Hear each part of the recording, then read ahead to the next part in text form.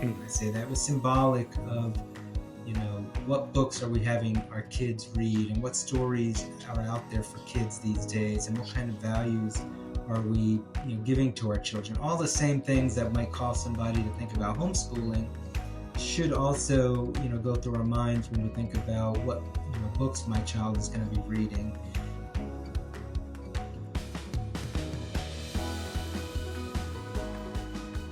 So, Tony, right now, as we start our conversation, you are an award-winning author several times over.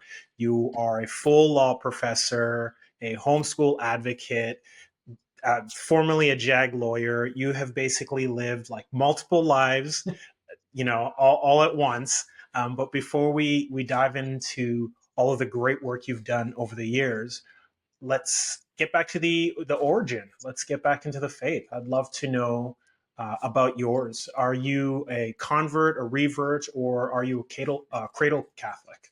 Well, first of all, Jermaine, thanks for having me back on and talking with you again. I love talking to you, and you make me sound really good too. By the way, that sounded great. I want to meet that guy. Um, but no, I was, I guess I'm a revert because I was raised Catholic. I went, born into a Catholic family and went to Catholic school my whole life. Went to an all boys Catholic high school, Don Bosco Technical High School in Paterson, New Jersey, and even did a few years at Seton Hall University. But as a fairly young man, I actually wound up leaving the church, and for just a few years, though, maybe 3 years, I became like a non-denominational born again Christian or something like that. And it's always funny because, telling the story of how I came back to the church, I was working at a just in an office environment, and there was this guy named John who was across from me in the desk across from me, so we get to talk throughout the day.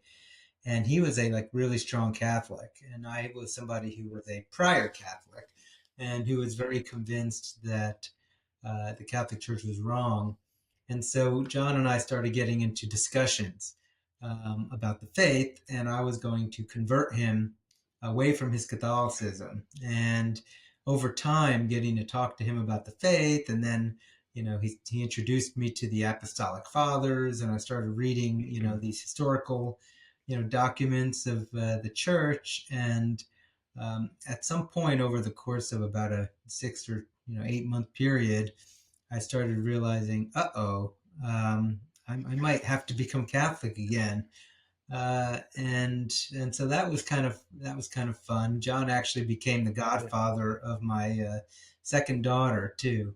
So Oh, wow. yeah, so he brought me he That's brought me back to the faith. Mhm. And How old were you in that process? And how old were you in that gap where you kind of stepped away and then slowly started working your way back in yeah, via John the Baptist, it would seem? John the Baptist. Yeah, probably 18 to 20 years old, I'd say, is that Mm, time.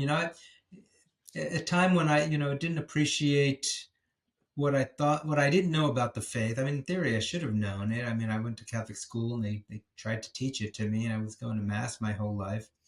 And yet it seemed like I didn't really understand it, apparently, because, I left thinking it wasn't a very satisfying faith. And but since then, you know uh, many ups and downs in my faith life. Of course, I am unfortunately a sinner. I hate to break this to you, Jermaine, but I'm a what? sinner.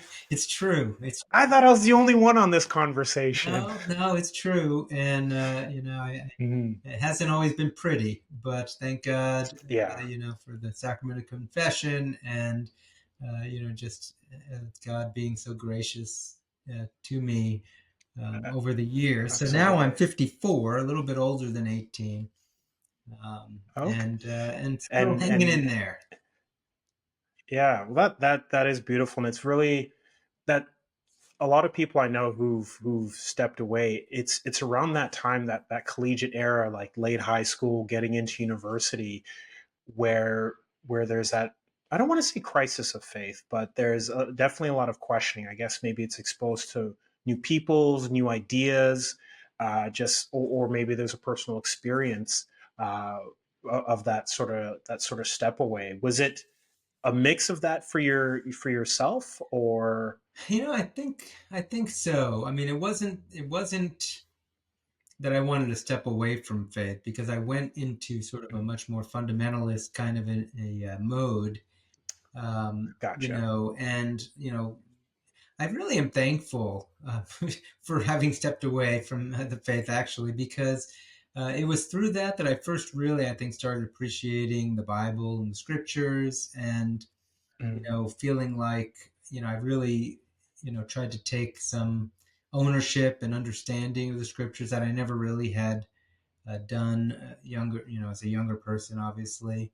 And in some mhm, ways, when I came back, I felt like I was a much stronger and more knowledgeable person than I was when I left, at least in that regard. So, I don't know if I mhm. hadn't left what my journey would have looked like. So I kind of almost feel like sometimes when you look back, you're like, well, it's, I guess it made me the person who I am, which isn't really a reason Yeah, to like you, leave. you almost couldn't imagine it any other way at that point. Yeah, and I wouldn't have With had the conversion experience back. Yeah, I mean, was there a particular moment with John, or was it kind of like over a period of time and discussion, or was there that lightning bolt moment of yeah, no, time I think it to started to turn dawn back? on me over time. He actually Yeah. had me read a book from I think it's from Catholic Answers, called uh, Catholicism and Fundamentalism by Carl Keating, I think was the author, Okay. and it was very, I think, appropriate for somebody who was sort of anti-Catholic at the time and thinking, I Mm, understood what the Catholic faith believed, and because it really addressed all of sort of the most common, you know, um, biblically based kind of criticisms of the Catholic Church. And so when mm, I was like, okay, I'll read that. You read this other thing, and but then as I was reading that, I was like, huh. I mean, that kind of makes sense. That answer to my objection, and then really, it was reading the Apostolic Fathers. At some point, it dawned on mm, me that I could stay a Protestant, but the only way I could stay a Protestant at that point was by, concluding that, God's church immediately just fell off, the face of the earth, and for 1,500 years or whatever was in this, horrendous situation.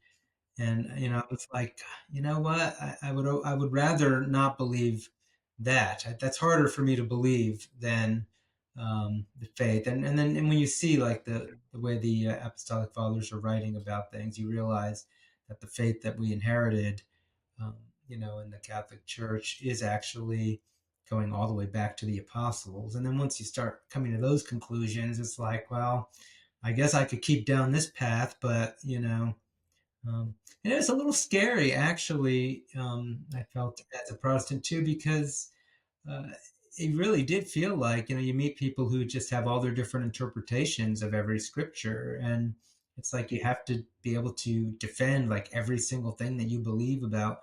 You can't rely on any authority. It's like, well, where am I getting this from? And, I have to justify everything.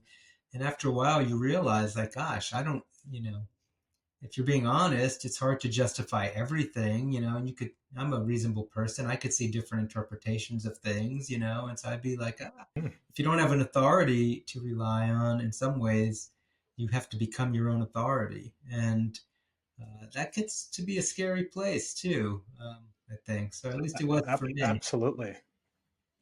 Yeah, absolutely. And I share that notion. I'm almost 5 years at the time of our interview, almost 5 years into the church.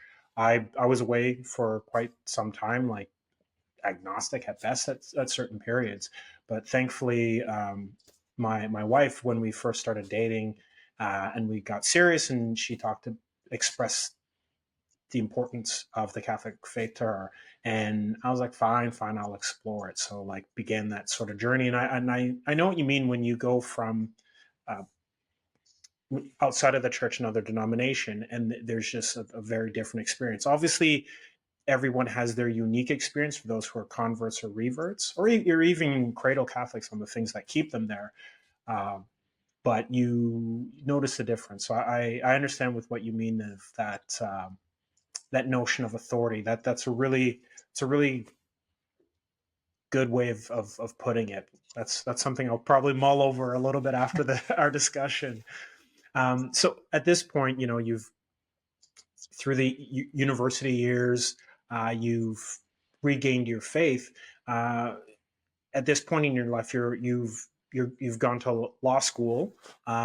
What was that process like? Why did you decide that was a thing for you? Was it did your faith have anything to do with that? Was there a little voice in there, or is it just, hey, I seem to be good at this, I'll go that way? Like what was that process like for you? Yeah, I mean, And also, go Gators! I did see where you went to law school. yes, yes. So, I had throughout my life thought about becoming a lawyer, on and off, along with some other careers. So it definitely was not like just out of the blue to want to become a lawyer. But actually, what I did was at about 20 years old, I joined the Air Force. And I actually started as a firefighter. And somewhere, in the first few years of the Air Force, And just pause for a moment. This goes back to what I was saying. You've lived so many lives. have many, many lives.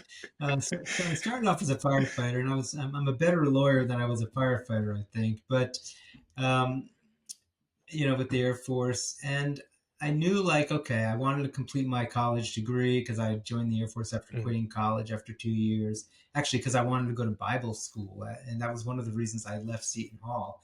Was that was during that time Oh. period. I was like, I want to go to Bible college, and then the Bible college I wanted to go to closed. And then at that point, I already was married and had two kids, and I was like, well, am I even going to Hmm. make it back to school? And then the war started. The first Gulf War was on the horizon at that time. That was 1990. And, Hmm. and I decided, you know what, let me join the military. Let me join the Air Force. It's a good thing to do, serve my country, and maybe it'll provide me some guidance in my life and give me an opportunity to go back to school. And so that's what I did. I Hmm. finished my degree, and then I became an officer. And I was actually an intel officer, an intelligence officer for a few years. But I Hmm. knew that, I really wanted to go to law school and be a lawyer, but I also wanted to stay in the Air Force and I liked being in the military. And so I was like, well, how am I going to do that? Because, I can't go to law school and stay in the military. But it turns out I could because the Air Force actually had a program of it's, where like every year they would send maybe 7 people to law school and then you could become like an Air Force JAG officer and an attorney for the Air Force. So I decided to try out for that, and thank God I got selected. And then the Air Force sent me to the University of Florida in Gainesville, and that's how I became a Gator because I was originally from New Jersey. And now it was because of that Florida connection. After spending 21 years in the Air Force, my wife, also from New Jersey, does not like the cold. So she was like, well, if we're going to get out, you need to get out in the South somewhere. And so we Hmm. wound up settling in Florida after I got out of the military in 2012. That's awesome. And as a Canadian who experiences the full force of winter, I think that was a wise choice by you and your wife to settle down there. During your career as a JAG, I'm curious to know how your faith helped you during that period, like doing that sort of work. I've always marveled at lawyers because you I would imagine that there's often ethical dilemmas of how to handle a case, whether you're prosecuting or defense, depending on the circumstances of the person in the case. As an outsider looking in, I've always just thought that was really interesting on how you might have to balance your personal and your professional. And being a Catholic practicing law, how did they sort of interact with one another? Yeah, no, and I'm teaching now at a Catholic law school, Ave Maria School of Law in Naples, Florida. Mm-hmm. And if you know about Ave Maria, what you would know is it's one of it's actually been voted the most devout, most conservative law school in the United States many times.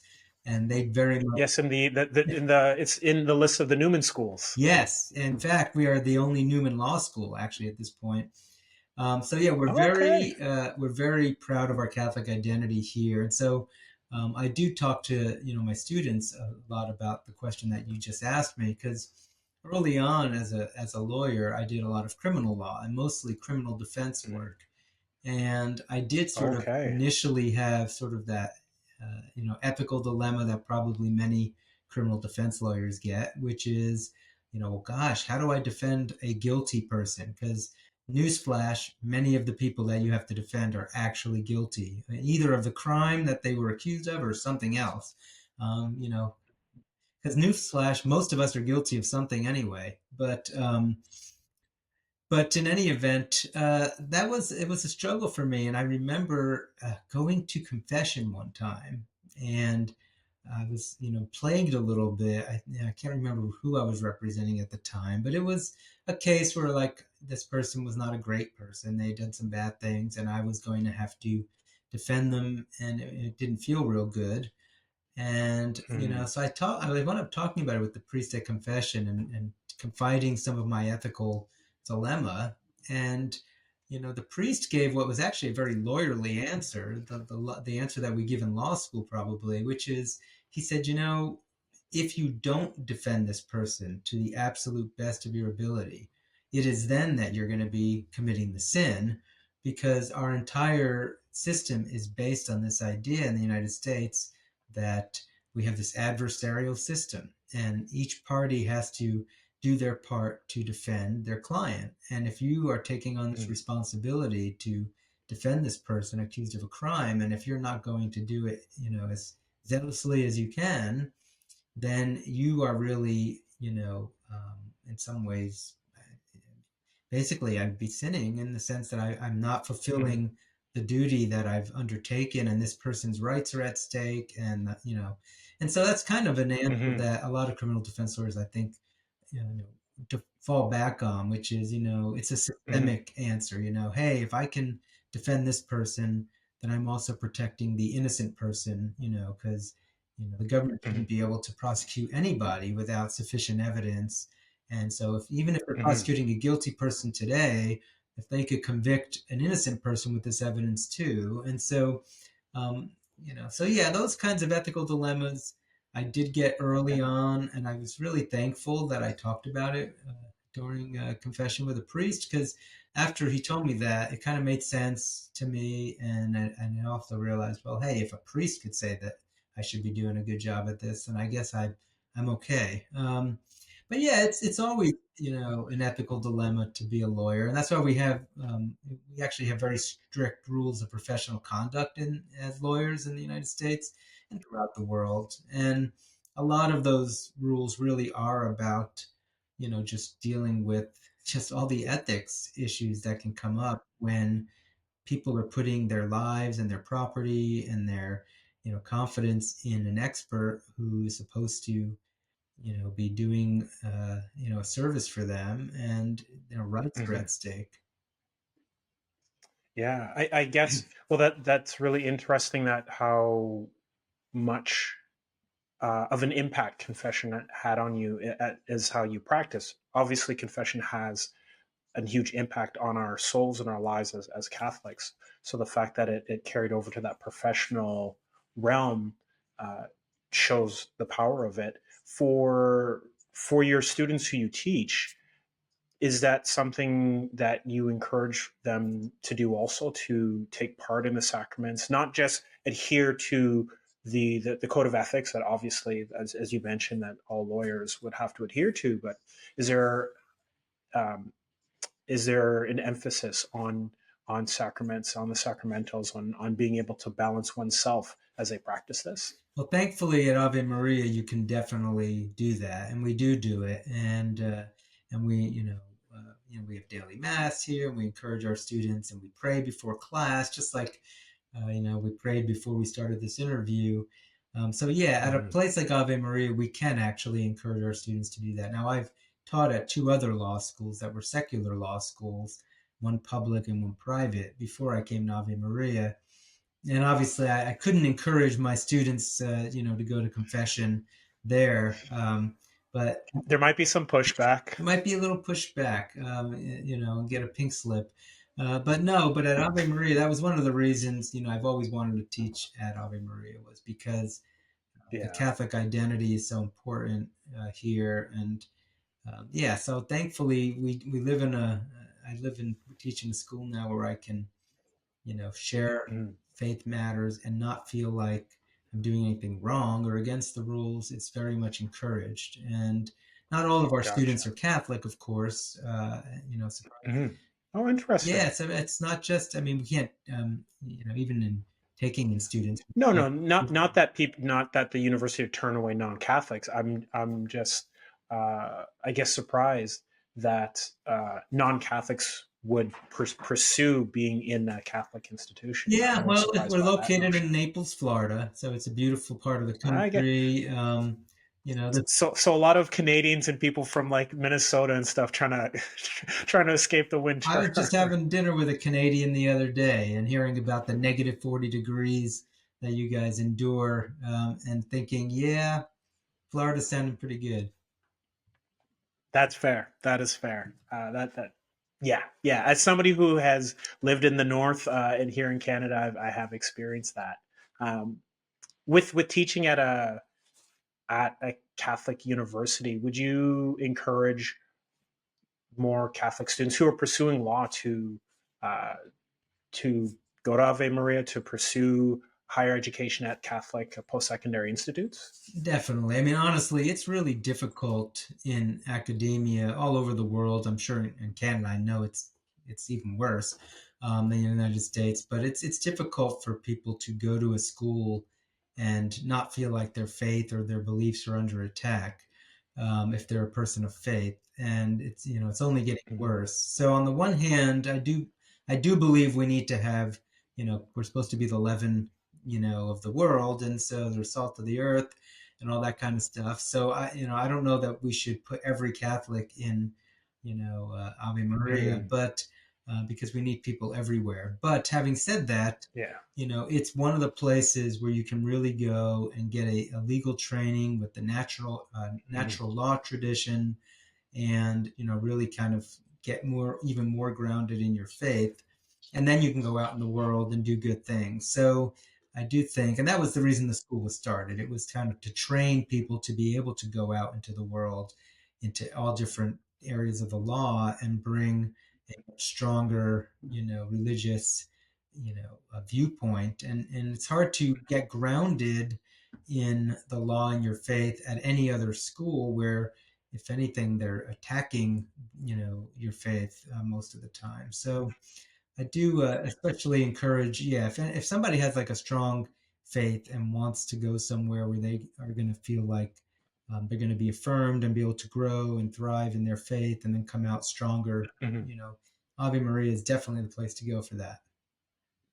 Oh, that's great. And on the idea of education, we'll just take a step back.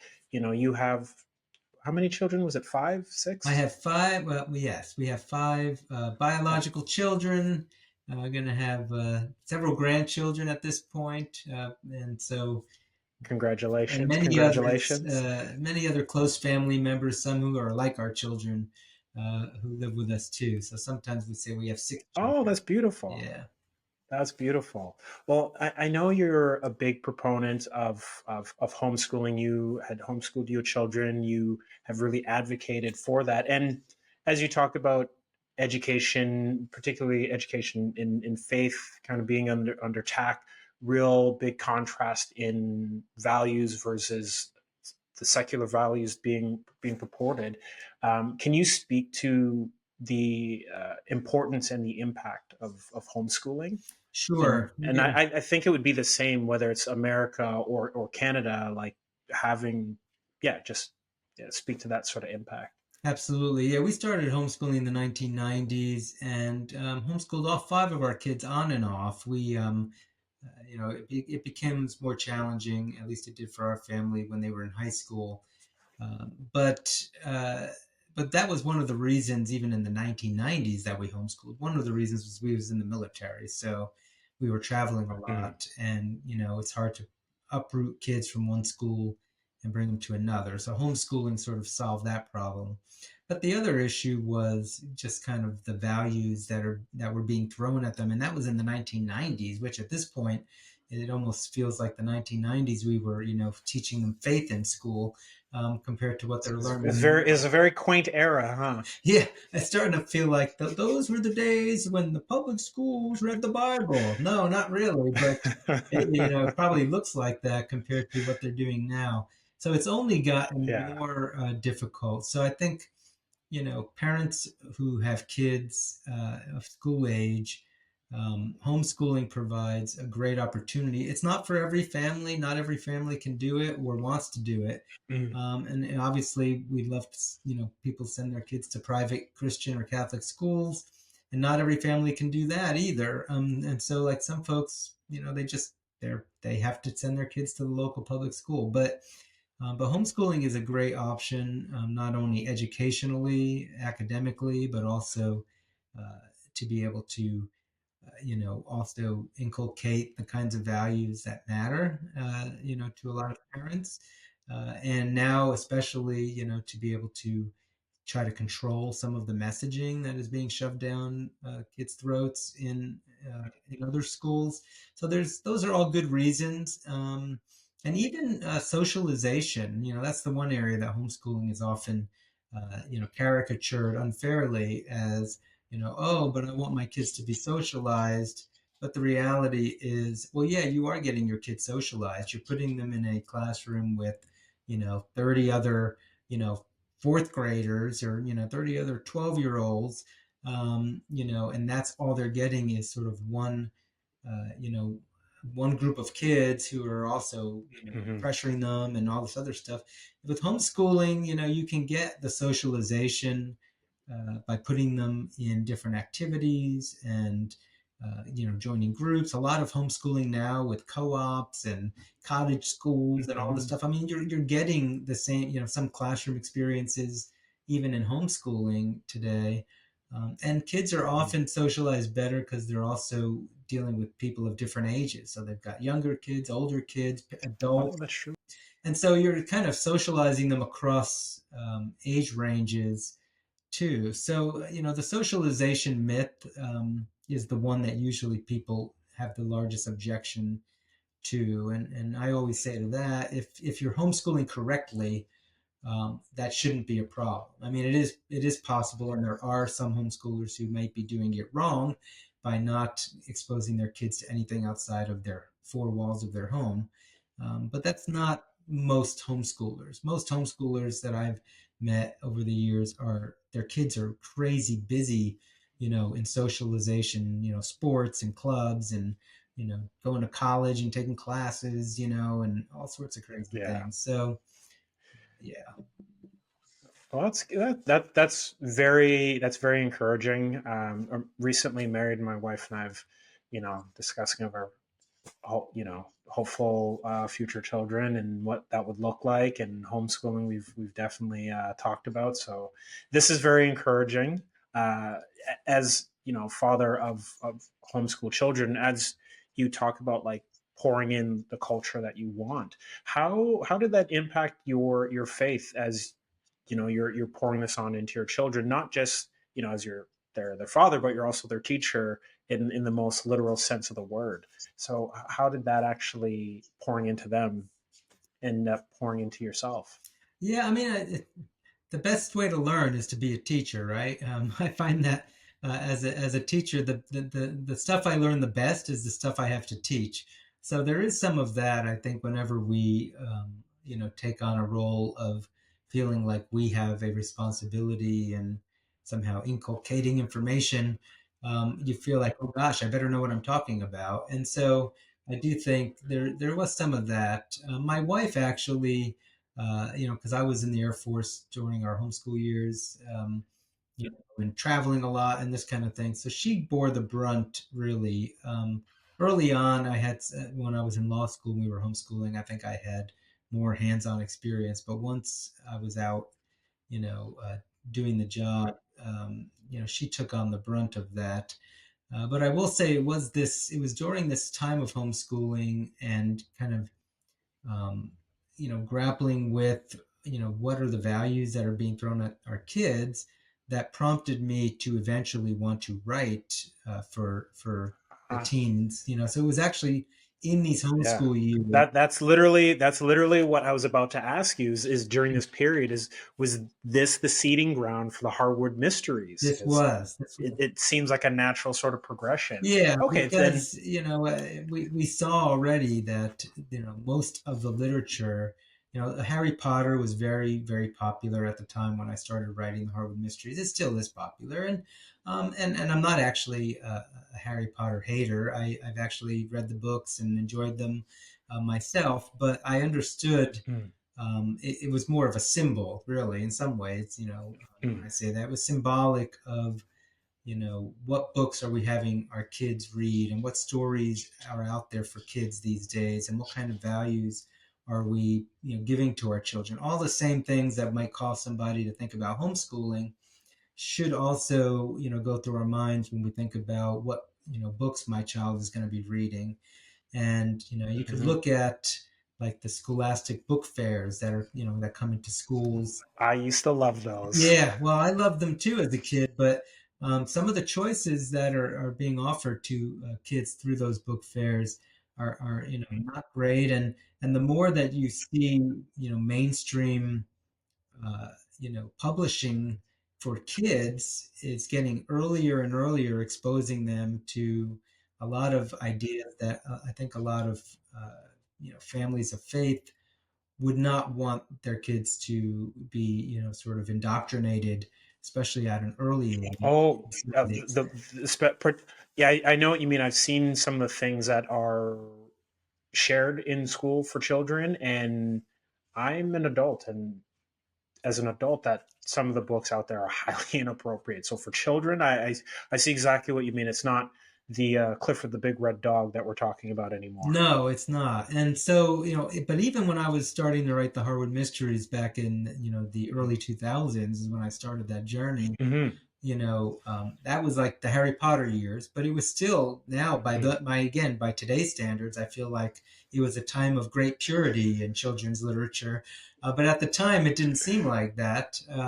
And so Yeah. I did start thinking, it would be great to have more books like this. And then, of course, I was an aspiring writer on my own and always enjoyed the idea of writing. I just never could finish a novel. I had a lot of unfinished Mm-hmm. works, and uh, and so I thought, what? Let me see if I can, be that person. And so that's when I started my real writing journey that eventually wound up, leading to my 2020 is when Loyola Press released the first of the Harwood Mysteries, Shadow in the Dark. So it was a long journey, Mm-hmm. and I learned a lot along the way. But thankfully, Mm-hmm. I'm on kind of thankfully the other end of that journey now. Yeah, yeah.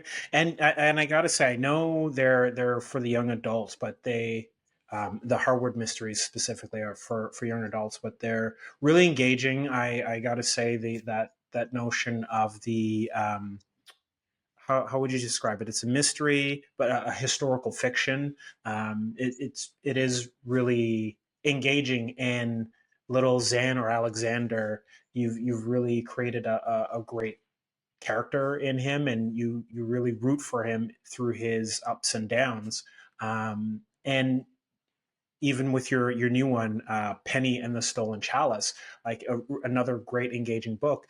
One of the things that I'm curious to know as I've read through them all, the thing that unites them outside of obviously being faith filled is the genre of mystery. Why did you feel that that was the right genre in which to write that, and why was it the do you feel that it's the right genre in which you're able to share the faith? I guess I liked mysteries as a kid. I remember, I read the Hardy Boys and Nancy Drew, and as I got older, I read a lot of Agatha Christie murder mysteries, and Mm, so maybe I just, liked the genre. But There is something about mystery. Well, because what I wanted to do, again, kind of going back to Bedrock, when I was starting thinking Mhm. about, Shadow in the Dark, the first book, I was Mhm. thinking, all right, they're doing some really interesting things with middle, teen fiction. Harry Potter is onto something. They've got sort of this exciting, kind of mystery, spooky story. And it's written Mhm. in a very accessible, fast paced way. Because there's a lot of great classics out there. And I love The Lord of the Mhm. Rings. That was like my favorite series growing up. But it's hard Yeah. for kids these days, to get into some of those older books because they weren't written for sort of today's, modern reader.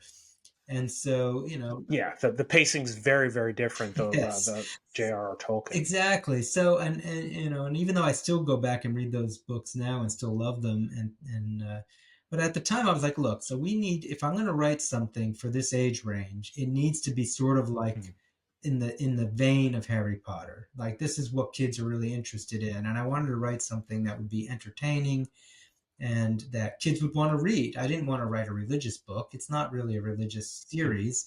It's a series that happens to have faith in it. Is sort of the way I would say. And I chose the setting of the Middle Ages in 12th century England because, number one, it's a really interesting time in history. There's a lot of cool stuff going on with the Crusades going on in the background.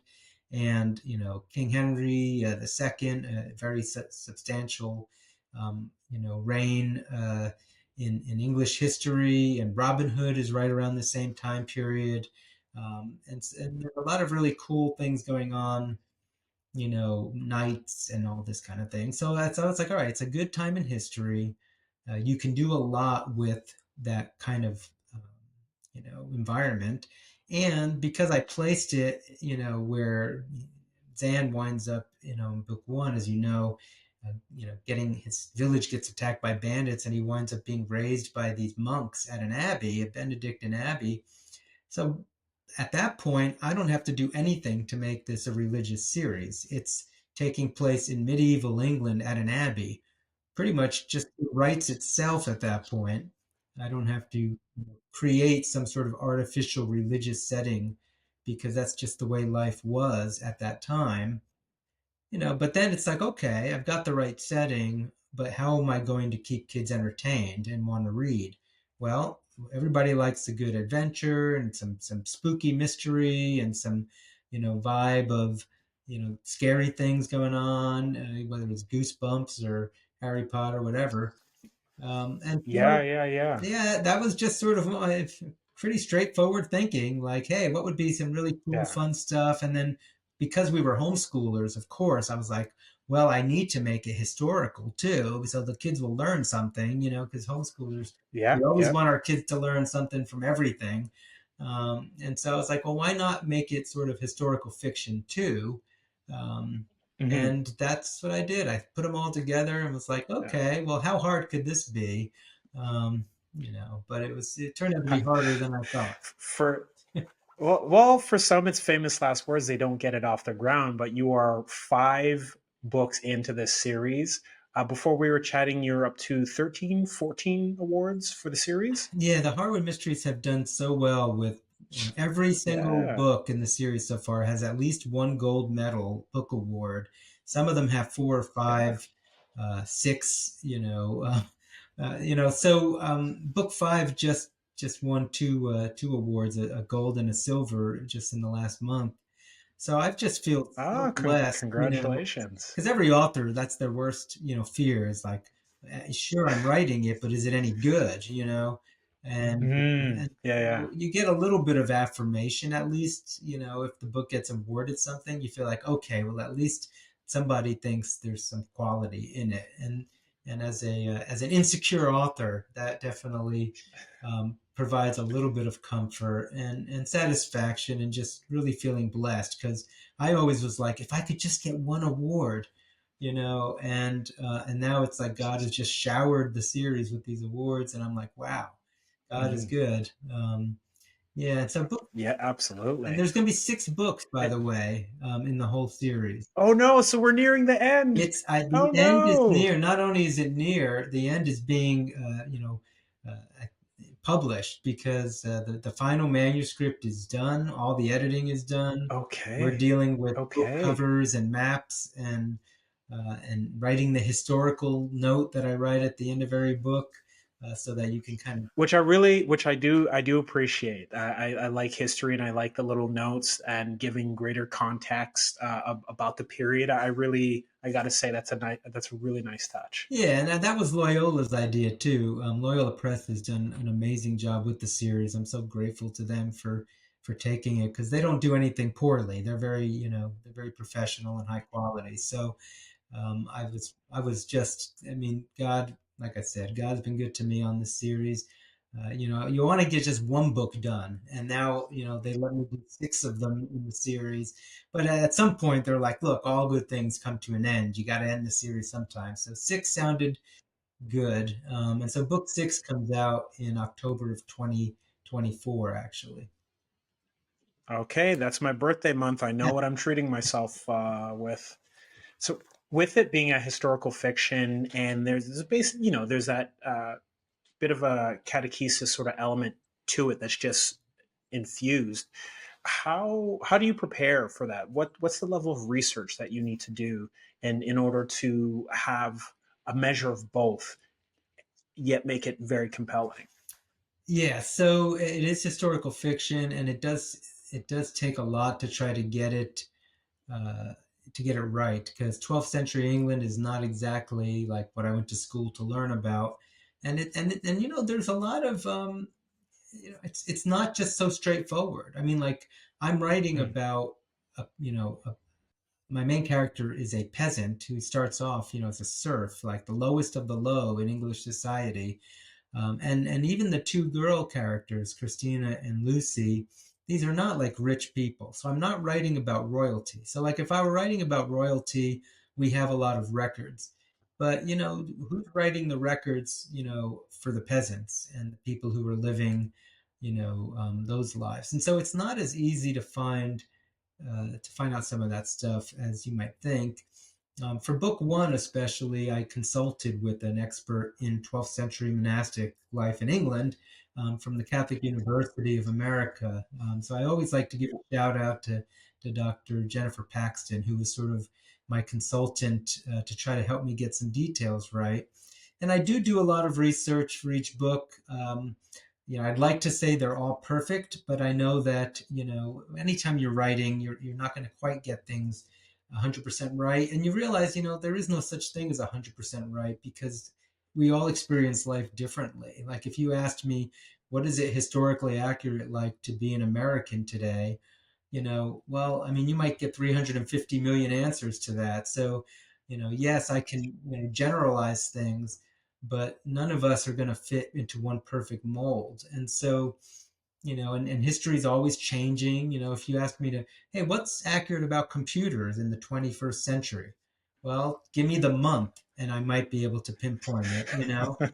But what do you do Yeah, that's a really the good 12th point. century? So I do try to like to get the details right. But at the end of the day, it is historical fiction. So I say, hey, look, Mhm. it's got the history, but it's also fiction for teens. And so there's some license that has to go into the writing also.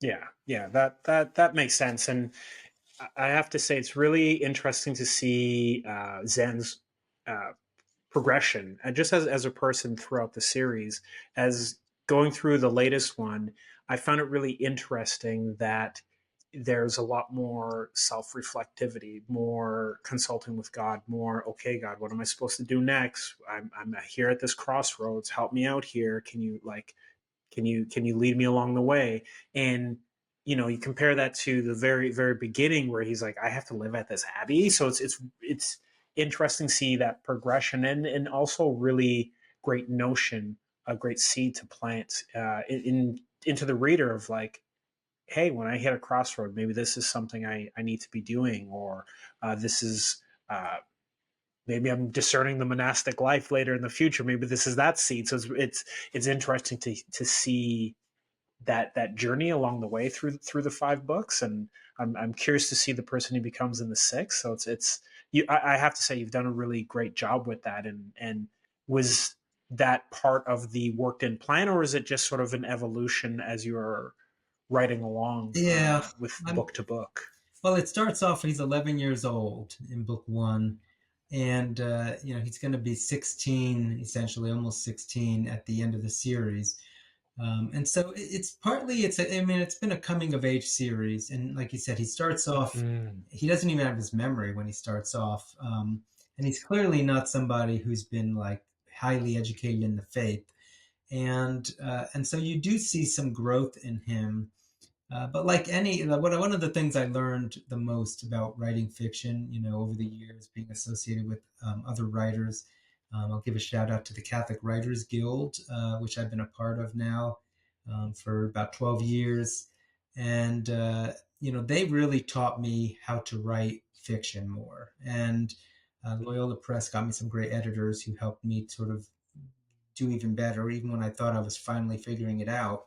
But one of the things you figure out is your character cannot be perfect, right? Your protagonist has to be a flawed person in some way because we're all flawed people, and you need to have a place to go. If you start at perfection, there's not a lot of places to go, and so he starts off, as sort of not a very churched person. He's a serf, and he's a kid, and so he's a stupid teenage boy, right? So there's plenty of material to work with stupid teenage boys.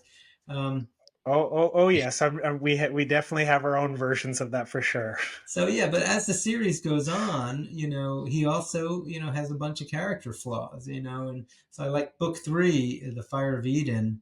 I always have like a theme in each of the books, and the theme in book three is pride, because in books one Mm. and two, Zan, actually is quite successful at the end of the books in solving these mysteries. And so you get to book Mm. three, and he's a little puffed up by the time he gets to book three. He thinks he's kind of all that Mm. now, like he can solve any mystery, and he doesn't need any help or anything. And that's how our lives are too. We succeed at things, and then we start thinking like somehow we're something great.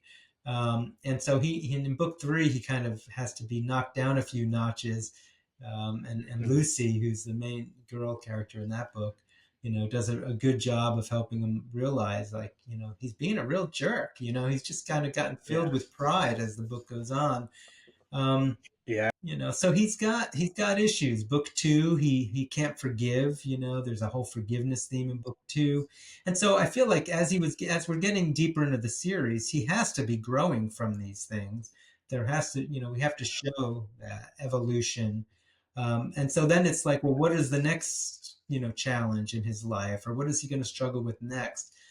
So you're going to like book six, because book six ends the series, and it has to bring as a closure, all these different themes that are coming up in these other books. And it's like, well, what else does Yeah. this kid possibly have to learn, after all these other things that have happened to him in these five books? Because a lot happens to him. Yeah. Yeah. Yeah. But Well, no, it's book six won't. sort of like the motto. Yeah. Well, so it's sort of like a motto my wife says.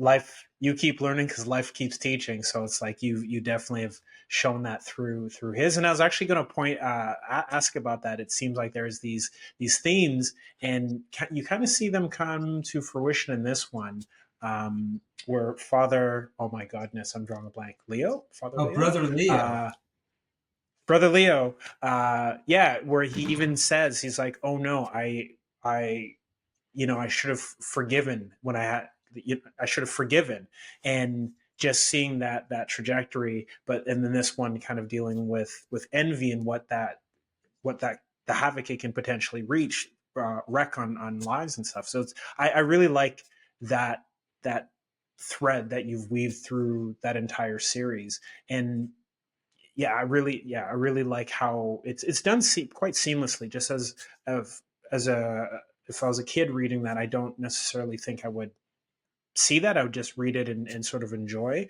And I see that, I don't want to say formula, but that style that you've really poured to Penny also, in the terms for uh, learning about the faith and it just sort of happening. This one, obviously different because it's now we're not dealing with historical fiction. It's modern day. It's sixth uh, sixth graders in America, Catholic school, so it's a little bit more. I don't want to say more overt, but it's more there, more steady. And I do like in that one where Penny is coming from, in her mind's eye, coming from another tradition. So it's like learning simple things like what it is to genuflect, or hearing the prayers and things like that. So I really like that style of how you weave these bits and bobs into it. Yeah, Penny and the Stolen Chalice, which is the one that just came out in March of 24, from Our Sunday Visitor. So this is the first book I've done outside of Loyola too. Our Sunday Mm-hmm. Visitor really wanted a book that young kids, and it's probably more fourth through sixth grade, I would say is probably a good. Although frankly, I would want Mm-hmm. second graders getting First Communion to read this too, because it's written definitely in an easier Yes. Yes. reading, and second graders nowadays are pretty sophisticated in what they can read, but in theory Mm-hmm. it's like fourth through sixth grade because she's a sixth grade girl, but Mm-hmm. our Sunday Visitor wanted a book that would be good to be released with the Eucharistic renewal going on in this 3-year cycle. And so they Yes. originally came to me with that idea, and I was like, well, I don't have anything like that. I'm writing the Harwood Mysteries, and I was like, yeah. And then I started kind of just thinking about, well, what would a story like that look like if we were going to do it sort of the way I do the Harwood Mysteries, where it's not, in your face, but it's still in the context of a fun kind of a mystery. And I started thinking about it. I was like, that would be cool. What if, the way the book starts, as is what if the kids are all sitting in mass every week like they do at the school, and somebody pulls the fire alarm and they evacuate the school, and somebody steals the chalice off the altar while it still contains some of the wine of the consecrated wine. And what if my main character, the sixth grade girl, isn't even Catholic? She's just started going to that school. Her dad had died the year before, and she's got a little brother who's in third grade, and she's in sixth grade. And so but her best friend, Jaden, is Catholic, and he's an altar server, and so he kind of is the one that gets her into wanting to figure out this mystery. And so I was like, that would cause somebody to have to, and what if the way to solve the mystery was you have to understand why somebody would ever steal the consecrated wine out of a chalice anyway? Like, what if that were critical to the mystery? So that was sort of what I tried to do, was like, all right, it has to be critical to the mystery. Otherwise, it's just somebody preaching in a book. And, not what I want to write. So when you put all those elements together, it becomes hopefully, just a natural, organic story about this precocious, fun. I love Penny, just this fun sixth grade Yeah. girl who has had a tough year because her dad died, and Mm-hmm. she's trying to solve this mystery in this Catholic school, and there's a lot that goes into the book, Mm-hmm. but hopefully it. Yeah, and it's hard to talk about certain parts because I don't want to like give anything No, don't give it away. away. Uh, I know, but I guess people listening or watching can rest assured that would be a great book for catechesis. Like it's just as I was reading along, I was like, oh, this is great. Oh, okay, I see how incorporating that, and I think perhaps coming in as more of a revert, maybe that to my faith, maybe that's why there was such an appeal to it for myself and my future kids, God willing, like I'll totally be reading this book to I them. appreciate that. Yeah, no, I wanted it to be that kind of a book, but not like an in your face kind of book. But this is a much more Catholic Yeah. book than the Harwood Mysteries because Yeah, for it's sure. very sacramental in some ways. And like Yeah. the Catholicism is definitely more, explicit. But like you said, it's in a Hmm. Catholic school. And once you set the premise up like that, it almost has to be, Hmm. Catholic, because there's no other Precisely. way to tell the story, really. And Yeah. so I thought it was good. I really enjoyed it. I don't know. We may do another Penny book. I don't know. I've got to think about that a Okay. little bit. Okay, that was going to be my next question. Is this the beginning of a series, or is this a It's one-off, or are we unclear. still I took it on as a one-off, okay? and for this one purpose. And I guess I want Mm, to see, how well it's received. It was a lot of fun. writing Okay, it. that's great. I really enjoyed being Penny. I don't often get to be a sixth grade girl, even though I might act like a sixth grade girl Yeah, sometimes. But um, it was fun. It's written in the that's. first person, whereas the Harwood Mysteries is written in Mm, the third person. And so, mhm. and it's written, even in theory, it's written. I don't know if you picked up on this, but it's actually written in. It starts off in, you know, uh, first person past, but it actually ends in first person present. I don't know if you picked up on that little change. Yeah, I did. I actually flipped back. I was like, okay, I Yeah, see. because she's telling Yeah, the story for like three-quarters of the book, and then she gets done telling the yeah. story, and then it still has to Hmm. continue for her to solve the mystery and move on from there. And so that was kind of fun. As an Yeah. author, it's actually a lot of kind of really, I used all the different lessons I learned in the Harwood Mysteries to write this. Hmm. So it was a lot of fun. No, it's honestly it's very well done, and this it's not lip service. If I didn't think I wouldn't say it, and I Thank wouldn't you. be I like, hey appreciate that. Tony, come let's chat. It's truly you've done really great work, and I think it's really going to help a lot of people touch with their faith, and I think it's going to part of our earlier conversation about homeschooling. I think it's really going to help parents as they build curriculum on how they want to pass on the true good and the beautiful. Like these, you've created some amazing vessels in which for people to do that. And in this journey, as you've taken up this vocation as a writer, could you imagine, having the 6-part series, this potential one-off, uh, where you're pouring basically pouring on all this goodness to so many people, readers that you may never meet, you know, back when you're speaking with John. Could you have ever imagined this sort of this journey, this dynamic, this engagement with your vocation? No, well, definitely not when I was speaking with John. If he was like, you know what, Tony, 30 years from now, you're going to be writing Catholic books for kids, trying to, instill Catholic values in them. I would be like, you're crazy, buddy. Nice try. But no, I appreciate you saying that. I mean, honestly, that's the reason I wrote, any of these books was I wanted there to be good books for young people to read. And, you're never going to make a fortune writing these books, right? I mean, the audience in some ways is a narrower audience. You're writing with small Catholic publishers or even big Catholic publishers.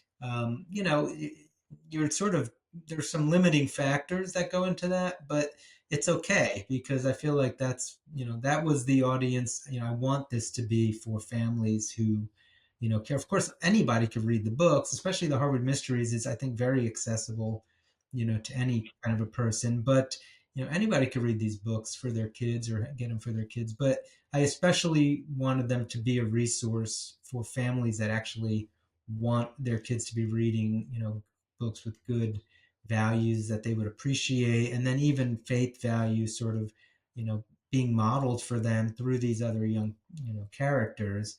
That's why I wanted to do all this writing. And doing one book would have been great for me.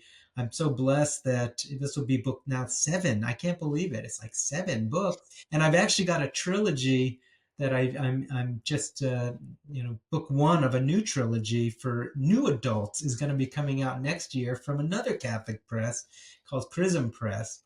So we'll have to talk more about that. That's a whole different kind of series there. But just thinking like I could have 8, 9, 10 books. Like it's just like a crazy world I'm living in right now. I can't believe it. Oh, that's a beautiful place to be in it, and just seeing your excitement as you talk about it, I could really see that you've really let God take your hand and lead you down this road, and you've done magnificent work with it. For others who are kind of discerning and trying to figure out what God has for them, whether they're in university or they're seniors and retired, what sort of advice can you pass on to them on how to discover their personal vocation, to figure out what what are their gifts and talents that they have to Yeah, offer. look, God has a plan for all of us, I truly believe. And even though like I make my money by being a lawyer and then I was in the Air Force and being a law professor. So this, and on one hand, it's just kind of like a hobby, but as you said, it's something I'm very excited about and something that I feel is like a ministry for me. And I think God has a ministry for all of us, and we don't know where it's going to be, whether it's teaching, a confirmation class, or whether it's writing books or doing whatever. People should realize God can use you wherever you are in your life, and it doesn't have to be like a career move. God uses us where He plants us. Grow where you're planted, kind of a thing. So I would say that. And then the other thing I would definitely say is you can't do this kind of thing alone. It's only when I joined the Catholic Writers Guild and started interacting with other Catholic writers that I had that network of people. And everything that's happened to me in my writing life has been because I joined that guild and made those contacts and, learned how to write and then had connections. And so, don't ever feel like you need to do your ministry in some sort of a vacuum. It's not like you and Jesus against the world. We're all part of a community. And that's one of the beautiful things I learned about being Catholic. One of the reasons I think it appealed to me to come back to the church was you realize, yes, we're a community of people. And that doesn't always, I mean, we don't always like the people in our community, but that's okay. They don't always like us, but we're still family, and God wants us to be a family. And so plug in to other, things. You can't do this just by yourself. And that would be my other thought. That's beautiful. Which is why, Is by there the way, I anything? appreciate what you're Oh, doing oh, because thank you. that's exactly what you're doing. You're giving opportunities. Obviously, you've got a whole nother career somewhere else, right? But you give opportunities for people to be able to talk about the faith and share the faith. You're doing exactly what I'm talking about, and I really appreciate your ministry, and hopefully you hear that a lot because you need to. Oh, thank you. I thank you very much. I appreciate that. And you do it well, um, by the way. ah, well, when you have good company, it's honestly, I say it's not an interview, it's a chat, and it's a lot of honestly, it's a lot of fun. Like the fact your openness to share your time, share your books. It's it's great. My wife looks over. What are you doing? I'm like, I'm just preparing, and I'm doing stuff I'd love to do anyway. Reading. So it's great that I get to read great literature like you're producing. Um, but yeah, thank you. I appreciate that. I guess I'll finish off. If there's, is there anything I haven't asked you that you'd like to share? um, hmm, just my website. Ah, okay. Yeah. Oh, actually, there is one other We'll thing put I'd that in like the to show share. notes. One of the other things I do in my Yes. spare time is I have a podcast. It's called The Shepherd's Pie, and I interview people like you're Okay. interviewing me and talk about issues that impact our faith. Slice of faith for our Hmm. messy lives. That's my tagline. And I love I'm it. in season 3 of The Shepherd's Pie right now. The first 2 seasons I focused mostly on youth issues. This season is kind Hmm. of wide open. But honestly, just before I came to your interview, I did an interview of Hmm. somebody on the Shepherd's Pie. So you can learn about, That's yeah, so amazing. if my voice is hoarse, that's why. But you can learn about the Shepherd's Pie and find my books and all that stuff on my website, antonykolenc.com. So that would be the only other thing I'd want to put out there. All right. Well, that's perfect. I will subscribe. I have two dogs, so when I walk them, I will be tuning in and listening for sure. Thank you so much for your time, Tony. I really appreciate it. Everybody, I can't stress enough. Go get those books, whether it's for the little ones or not so little ones. I think you'll be entertained. So, Thank you, Jermaine. Thanks thank you for so very talking to me much. again. I appreciate it.